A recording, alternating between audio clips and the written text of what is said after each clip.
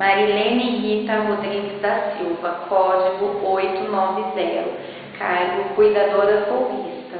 Qual a sua idade? 36 anos. Qual o seu estado civil? Casada. Há quanto tempo? 15 anos. Qual o nome do seu esposo? O Everton. Qual a profissão dele? Auxiliar de expedição. Você tem filhos? Tenho. Quantos? 2. Qual a idade? 13 anos e 8 anos. Você mora em que bairro? Moro em São José, Paulínia. Você está aqui hoje se candidatando a uma vaga de cuidadora. Você relata ter experiência na casa do Sr. Casuta. Como que era a sua rotina na casa?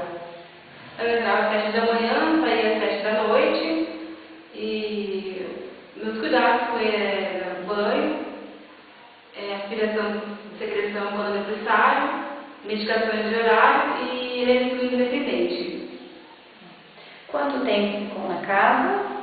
1 ano e 8 meses. Por qual motivo saiu? Porque eu consegui outro emprego na área de enfermagem. Você bebe? Não. Fuma? Não. Você cozinha? Sim. Trivial simples? Simples. Você tem disponibilidade para dormir no emprego? Não. Tem disponibilidade para início imediato? Sim.